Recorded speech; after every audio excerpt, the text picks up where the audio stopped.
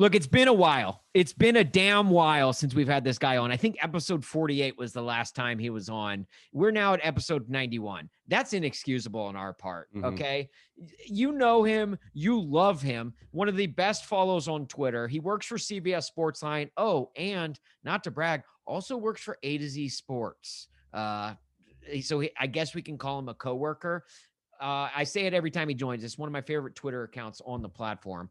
And get this, alongside Kevin Byard, Teron Davenport, and Slim and Huskies, he is a 2021 Spirit of Nashville nominee from our newest Nashville beef. Guys, we don't hold in high regard right now.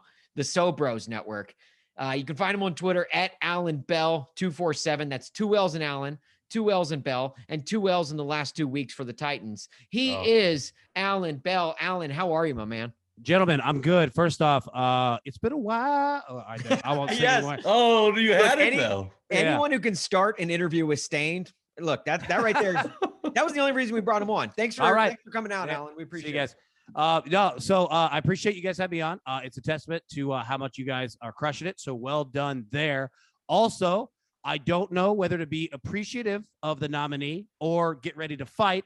So, however you guys are rolling on that one. You said you're beefing with the Sobros guys. That's correct. So So, you just let me know, man. Like, I'm a team guy. So I got to ask you this. We side with you, but we were snubbed. It is the sports podcast of the year. They had a big list and, we were snubbed, but Luke Worsham, no nonsense, made it on there. It's a whole thing. We're going to get into them later. Yeah, we've got a lot of friends that were invited to this party, but we were just like the ones who were like, "Oh no, it's cool. We're going to go visit our grandma that night." Like, we don't. And if you're not invited to the party, you have to make sure that everyone knows that party sucks anyway. Yeah. We didn't even want to go to the party anyway. Yeah. Like, even if we got invited, we probably wouldn't go. Let me say this, like when you're at a party or whatever, it's usually the hottest girl in the room that people don't really like go and talk to and like shoot their shot at because they're like, dude, like this chick she might be out of my league. Like I might need to like tone it down. So that might be you guys, man. Are we the hot chick? Not a bad place to be. Yeah. Yeah, no, I appreciate it. And look, Allan, I think that's the most you've stretched in probably a decade. The fact that you tried to make it seem like we were the hot girl. But again, we didn't even get an invite to the party. So we are the ugly girl with that is currently putting in her mouth guard to go to bed at 8:30 at night on a Friday night. That is who we are in this analogy. But Allan, I want to ask you, are you in regards to Kevin Byard, Teron Davenport, and Slim and Huskies, who do you think is your biggest competition for the Spirit of Nashville award? Is it the Titan reporter, or the restaurant? Yeah, so I was going to say, it's difficult to go up against an existing structure, all right, that pays taxes. Like a restaurant is, no. Let me say, man, everybody on there, and I'm very appreciative to be included with those guys. Kevin Byard obviously is who he is. Teron Davenport is who he is. 2 studs, right? Like just fantastic at what they do. And Slim and Huskies, man, I like that they're included in this because local, homegrown, they've obviously exploded. They're in Nissan Stadium now. I think that they probably should win it because they've had so much just explosion, and all rightfully so. I have never heard anybody say a negative thing about them, about their food. I eat their food. I think I had it a week and a half ago. Dude, it's fire. It's unbelievable. Yeah, right. You have to stop eating there until this award is announced though. You can't. It's gonna be like Auto Union Workers 504. I'm gonna be out with a sign in front of them.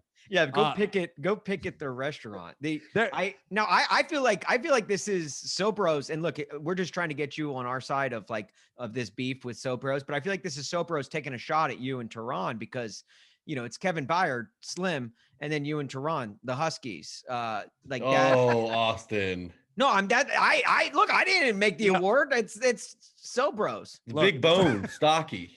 No, first off, that was absolutely well played and well said. And the timing after the delivery to let it sit for a second, that's where the comedic genius comes in. Is you gotta let it breathe, bro. You've got to let it sit and just let the uncomfortableness and the brain start working of wait, what? What? No, it was well done. No, it was well done. Don't gas him up. He does. Of all people, he doesn't need it. All right. Well, AB, Austin mentioned at the top, 2 straight losses for the Titans. A lot of guys hurt. I think 18 guys now with Monty Rice going on today on injured reserve. A lot of question marks down the road for the Titans, and that shows you're big. You know everything when it comes to the gambling space and stuff like that. So with the Titans, kind of hamstrung at most positions. I mean, at this point in the year, a lot of injuries, but no team has been more injured in the history of the NFL than the Titans are this year. Not to brag. What do the odds? Yeah. What are the odds saying about the Titans and what Vegas really expects from them for the rest of the regular season? Yeah. So, Vegas isn't really like throwing in a towel or anything, right? Like if you look at updated win totals, it's at 11.5. Which would mean it's the difference between 3 or 4 more wins. Okay. So think about that and compare it to before the season started. Books had the Titans anywhere from 8.5 to 9.5 wins. Okay. So they've clearly had a better start than people thought.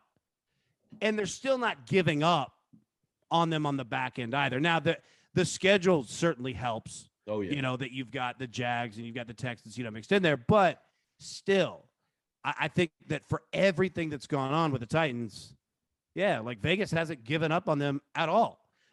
It's been unprecedented, like you said, in terms of injuries, but a lot of those guys should come back. So, they haven't given up at all. I'm with you. And, looking at the Titans schedule, the last 5 games of the year, they host the Jaguars. They go to Pittsburgh, and that's struggling offense.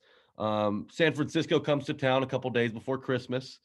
Then Miami comes to town, and the Titans finish up on the road at Houston. They always play the Texans for the last game of the year. I don't know. I love the drama there, but pretty easy, considering where they could be and what they've gone through in the first, 12 games of this season. But can I say something real quick before you jump in? Really quickly. So you just mentioned the Texans being the last played game, and you're right. Like it seems like it's been that, and it always seems like it's been the Titans needing to win, like that game to like win the division. This might be the opposite. Like if the Titans can get this AFC South locked up, that might be another week that they can rest guys. So I think that it's incredibly important for them to win every game that they're supposed to. And, they go to Pittsburgh, like you said, they won't be favorites there. And then you said Miami comes here, or they go to Miami? No, Miami. San Fran and Miami both come to Nissan. Nice. Okay, that's good. Like if they could steal 1 or 2 of those 3, or if the Colts, just drop a bunch of games, whatever. If they could get to that last game and they don't need it, dude, that could be a massive, massive help for that team. And even better, the second bye week, essentially. Yeah, exactly. And even better, the Texans, week 18, they may be done trying to win. They may be all in for the draft pick. Yeah, so. The Titans might not play anybody and still win the game, right? So, you get the best of both worlds. So, But so, heading into the season, I think most Titans fans and probably this, Titans roster and the coaching staff and everybody had AFC South circled. They wanted to win the division. That seems, knock on wood, there would have to be a massive just destruction, just completely blow it to not have the AFC South title at the end of the year. Now they've moved on. Their expectations are kind of, let's try and get that 1 seed. Let's get that only bye. They're banged up. Giving Derrick Henry more time to come back, if he's able to come back, would be ideal. So I'm looking at the 1 seed odds, and I see the Ravens are, the favorites of the pack, plus 250. The Titans are right behind them, though, plus 350. So you're right. Vegas does believe the Titans, with that schedule and, with the talent they have, there is, some hope for that bye. What do you think? Yeah, absolutely, man. Like they haven't given up on them at all. And part of that is because the Titans are going to get people back. The Titans are well coached, but it's also the AFC. Like there's really nobody like looking to come steal it. Mm-hmm. You know what I mean? Like it seems like when the Titans, like you say, like this 2-game losing streak. Well, it's not like everybody around them has just been on fire, right? Like I don't trust the Ravens week to week. They probably should have lost to Cleveland. Oh, they looked horrible. They've won 5 coin flip games. They've gotten away with murder this season. 100%, right? Yeah. Yeah, 100%. And you look at the Patriots and Bills. Well, they're going to play each other twice in the next 3 weeks. Okay, so I mean, the Titans, as long as they just keep your head above water, like just don't have a massive collapse, they'll be all right. They'll be in the running for that. They might not get it. Who knows? But that's also not the most important thing in the world. If they could get healthy and win the division, dude, if I were a Titans fan, I would be excited about that. Like that would be enough for me. You know what I mean? Because then you go to the playoffs and you still got a shot. And I don't know how much home field advantage this year really is going to mean. The Titans, quite honestly, have played better on the road. So, who knows, man? But yeah, if they could get healthy and just win the division, get in the playoffs, you've got a good shot. Well, I'm seeing here that since we started this interview, 6 more Titans have been added to the IR. So getting healthy might be a taller ask. Somehow Vrabel's on the IR. Yeah, right. T-Rack is also there. Damn, I knew your buddy, your former coworker. Yeah. That's just for being hungover, though. He'll be back in 3 games. Yeah, right. He'll be back. Wow. It's all those fake bottles of booze that he drinks on the sideline. The oversized ones. But now that's an important thing, like getting healthy. I feel like, so 2 weeks ago, I was looking at, okay, the Colts are in the rearview mirror far enough to where I'm looking at the number 1 seed for this Titans team. I want this team. I'm rooting against all of the teams that are going to nip at their heels for that top spot. And they had like a 2-game lead. It was nice. It was comfortable. And now all of a sudden, 2 weeks makes a big difference in the NFL. They lose both of them in just horrendous and tragic fashion.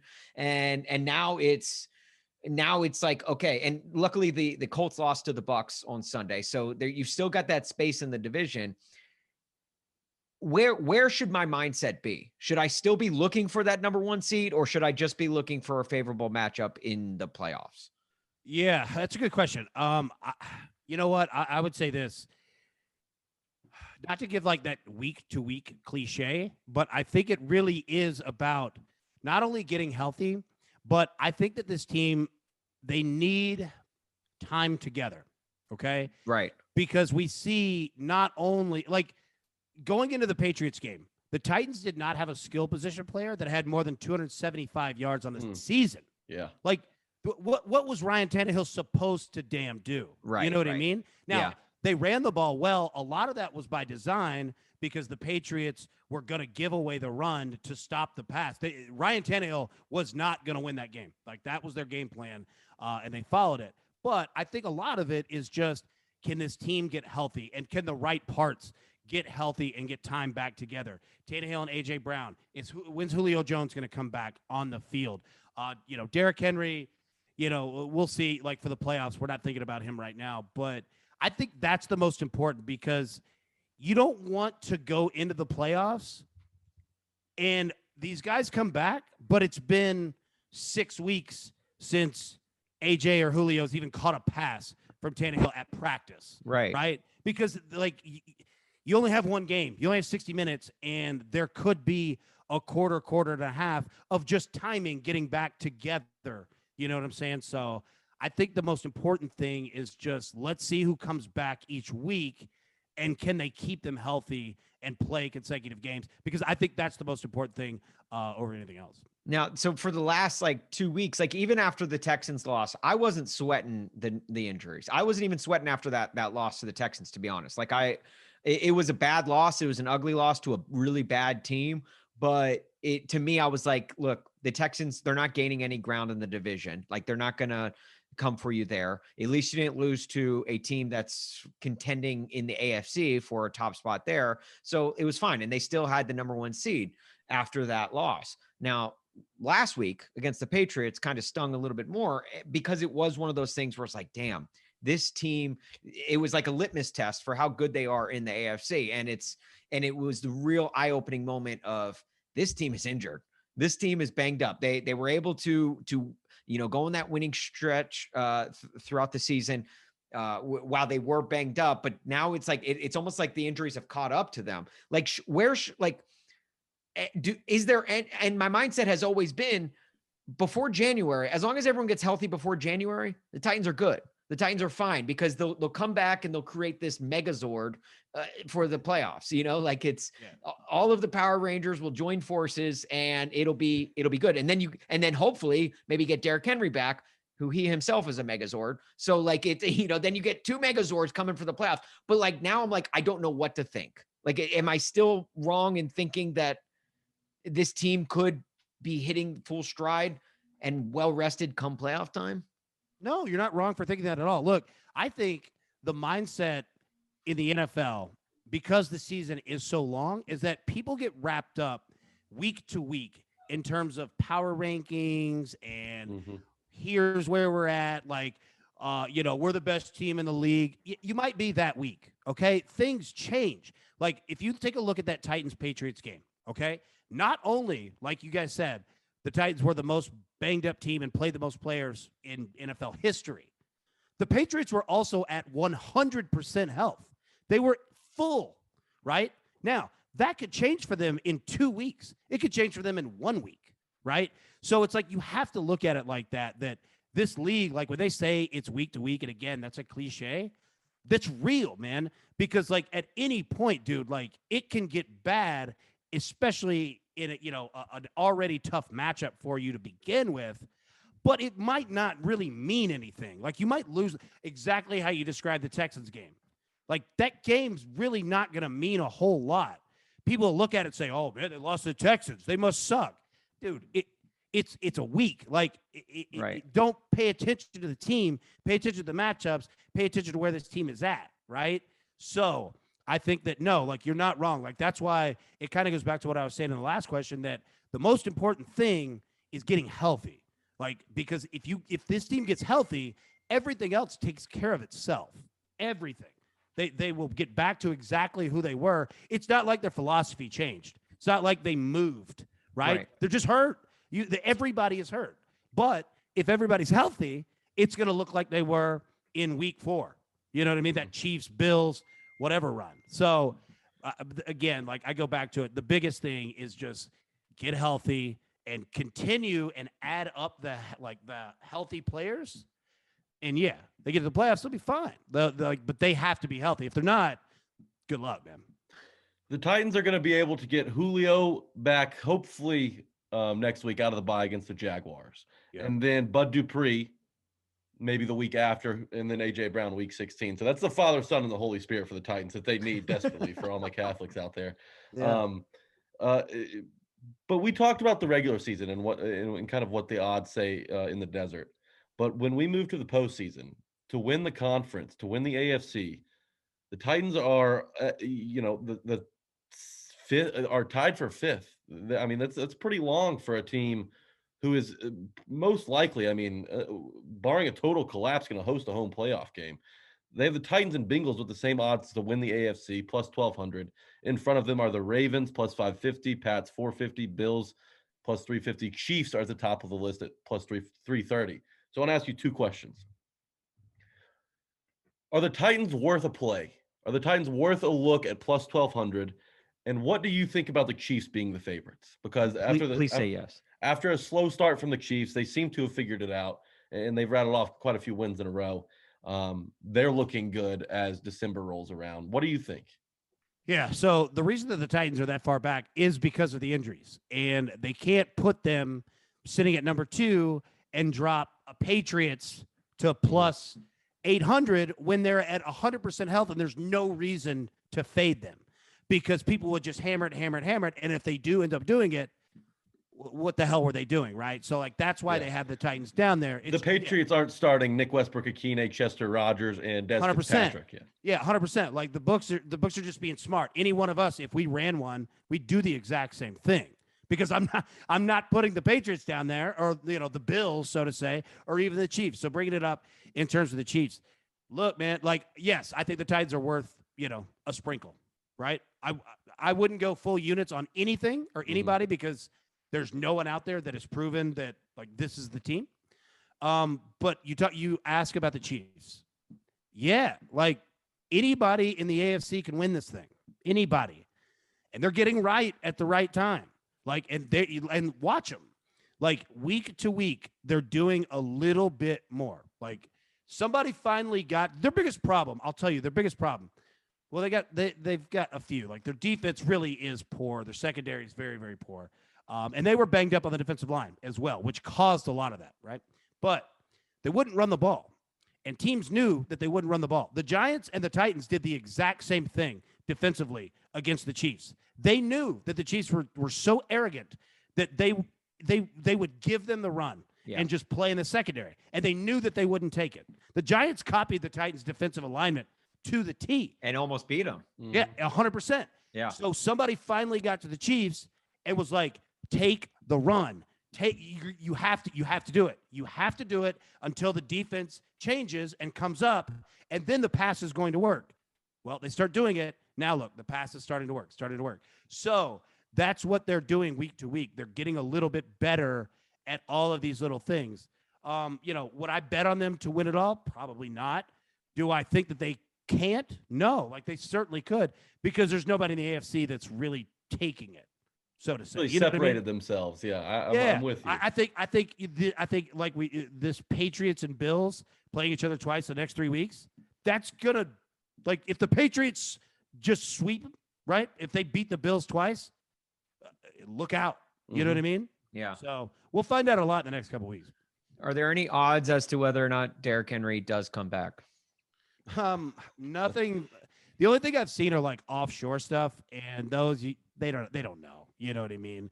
I will say, what is Allan Bell? If at the Allan Bell sports book, what would you put the odds at?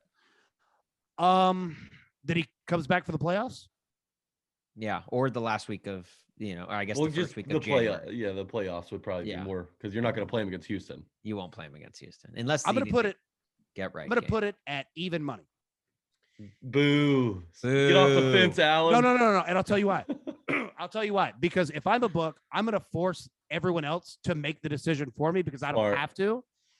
But so that's me playing the book. Now, let me step on the other side, all right, of the counter and be the better. Okay. Derrick Henry will absolutely come back for the playoffs. Oh, man. He'll come back. Don't toy with my emotions, Allan. He'll how fragile I am. You know how unstable my emotions are on the verge of going on the IR. That's how fragile I am. Yeah. He'll come back. And I think that you'll see that his rehab has gone very well. He's already starting to move around, come to the facility like as we speak. You know what I mean? Like with trainers. So he just needs time.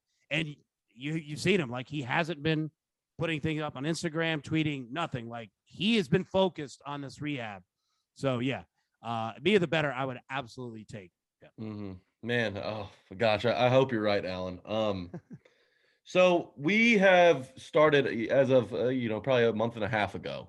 We've added a new segment to this podcast. Yeah, and just let's tread lightly when we bring this up, because Allan, this is serious business. Like Jack and I joke around about 99% of everything that we do. Yeah. But this is like legit. Like this is serious, scary stuff. We've channeled some underlords or we've messed with the dark arts, and now we can't get out. Fantastic. I appreciate you bringing me into that. Yeah. So welcome. I hope you brought your Ouija board. Yeah. But it's called, so we do this every week, the MVP death pool. We look at what Vegas is offering on DraftKings, a sponsor of the podcast, of course. And we pick two guys that week that are pretty high up, with their odds to win the MVP award.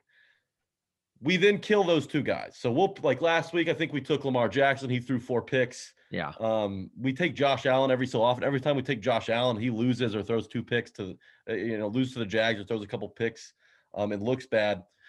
And Allan, I'll tell you that this whole thing started before week 8 when Derrick Henry was still alive and well. We were trying to cut down the MVP list so Derrick Henry could climb to the top. So we're actively trying to get them out of here. Yes. We're saying who needs to fall off, because we were looking.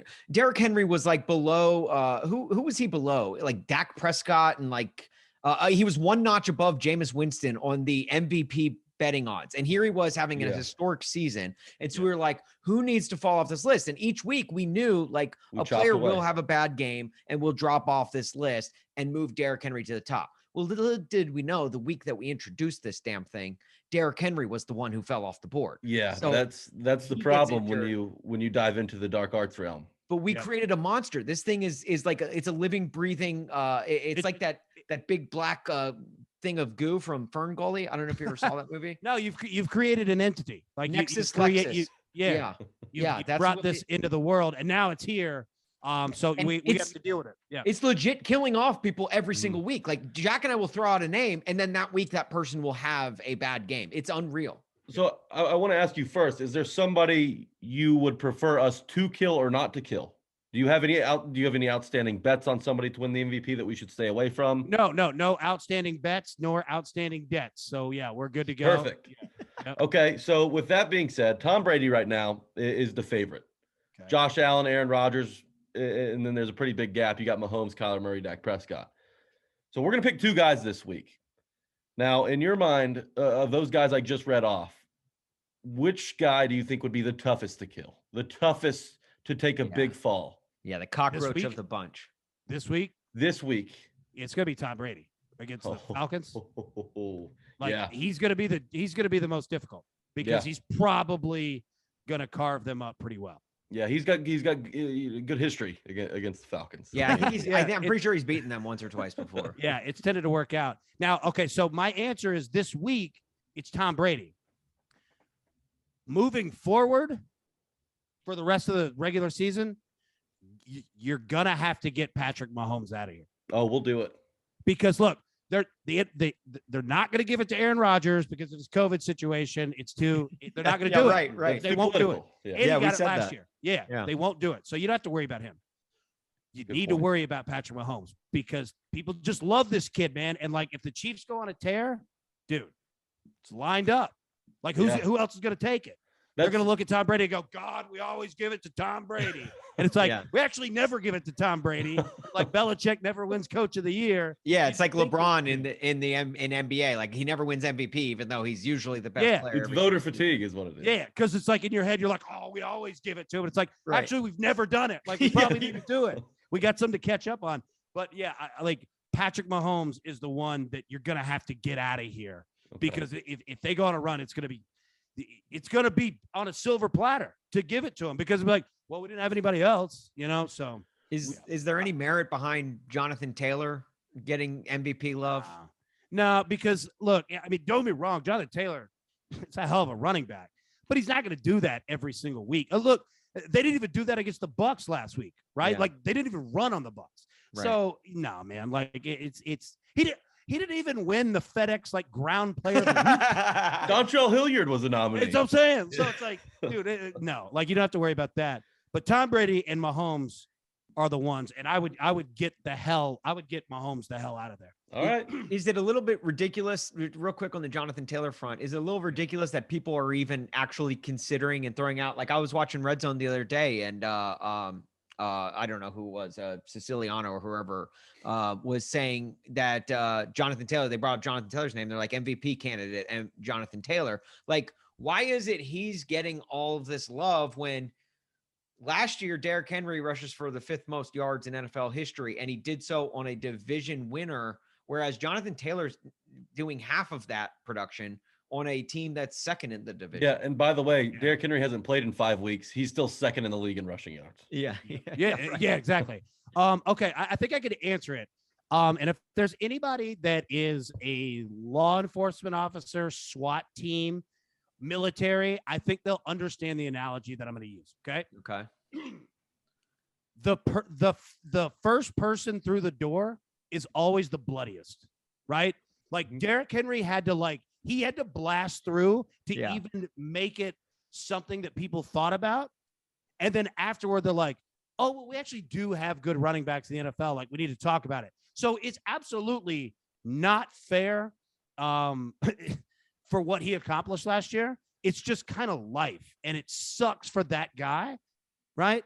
Yeah. But it's just kind of what it is. Like, he went through the brick wall so Jonathan Taylor and everybody else in the league could live. Yeah, right? It's the Derrick Henry walked so Jonathan Taylor could run. I swear, it's like that with everything, man. So it's like, it sucks because he absolutely deserved, Yeah, at least to be the top 3. They didn't even let him do that. You know what I mean? Yeah. Well, but yeah, like the diehard, and he walks through the glass barefoot. Yeah. And then if someone else had to walk through there, they wouldn't. There's no more glass to walk on. There's no more yeah, glass. Like that's what I'm saying. Like that, it's kind of that analogy, and it fits, and it sucks for that guy, but that's what leaders do, man. Mm-hmm. All right, AB. Big week ahead. Weird week ahead. A lot of guys on COVID. I think over 70 across the NFL right now. Titans have Kevin Byard on the list, but thankfully they have a bye. Hopefully that doesn't spread in the building like it did last year. That was I hope he doesn't spread that spirit around. I'm kidding. Hey, leave him out of this, okay? We've already taken Derrick Henry. We can't take another one. Yeah, look, and since it's a bye week, we're allowed to say Kevin Byard is our mortal enemy this week. Okay, we got your back, Allan. We're voting for you for spirit, but you're the only award we're voting for because we were snubbed. Mm-hmm. Yeah, don't vote for a building. I'm kidding. Slim and Husky is fantastic. They're awesome. Like, seriously, I think that they probably should and will win that. Yeah. But in regards to week 13, are there any games you have your eye on for the people? Maybe any props, just anything like that you've kind of been able to look at and say, I may like something here or there. Okay. Yeah. So, Cardinals, Bears under 45.5. All right. So we don't even know Kyler Murray's status yet. All right. So there's one. And even if he plays, it's not like they're going to put him in super risky situations to begin with. And you look at the Chicago Bears, they don't score a lot of points, but they don't necessarily give up a lot of points either. The defense isn't terrible. Right. So I think that is a really good underplay. Colts, Texans over 45.5.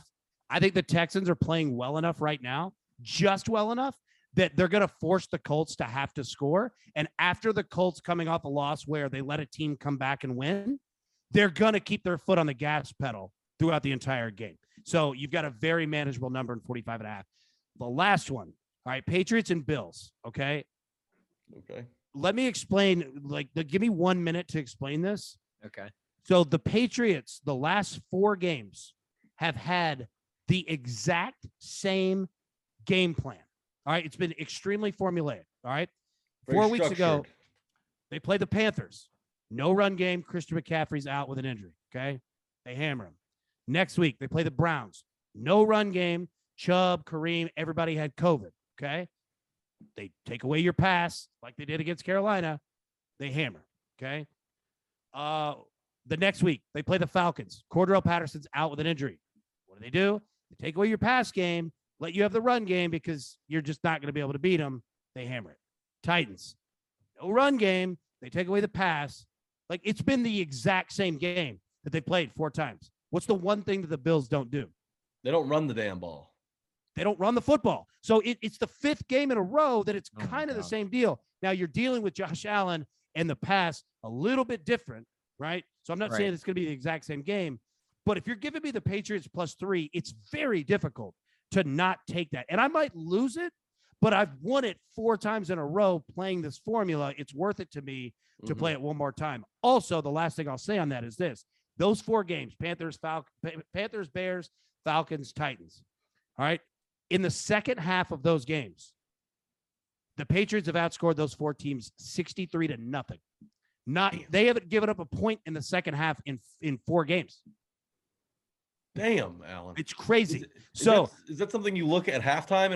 I rode the hell out of that bet last week. I was Patriots -3.5 in the second half, under second half. Absolutely. So keep an eye on the formula, because it's been like Patriots go to halftime 14-3, 14-7, 17-15. Like, it's kind of been the same thing. If you see that, watch what happens when they come out in the second half, because they just smoke you out. So pay attention to that. Yeah. That's a good tip, Allan. I'm gonna be on the lookout. At halftime, once that halftime game at noon, I think they play at noon, rolls around. Yeah, it's a good live bet. Like, just keep an eye on that game. Like, you might not be watching the whole thing. Keep an eye on it, because if it's going the same way, and they've got a kicker who arguably is just as good as Justin Tucker right now. Nick Folk doesn't miss. Has been a hell of a fantasy kicker. So I'll tell you. They use him. They're not afraid to, because they know. They're like, dude, these threes will add up. Mm-hmm. And it did. Like, they played that game against the Titans. I'm telling you, that's the exact same game they've played 4 weeks in a row. They just kept putting pressure on the Titans to score, and the Titans. It's kind of like Georgia. Mistakes.